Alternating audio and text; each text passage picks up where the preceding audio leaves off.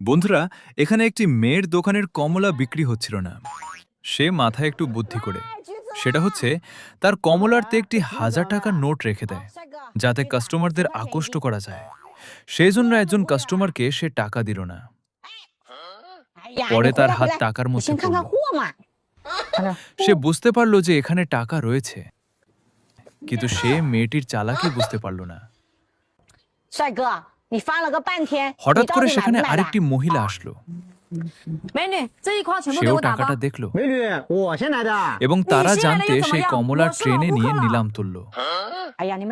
কে বেশি দাম তুলতে পারে?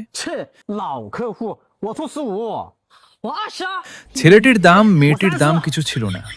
অবশেষে মেয়েটি হেরে যায় এবং ছেলেটি বেশি দাম নিয়ে কমলার ঝুড়িটি নিয়ে যায়। 300是吧？扫码，扫过去了。你别笑。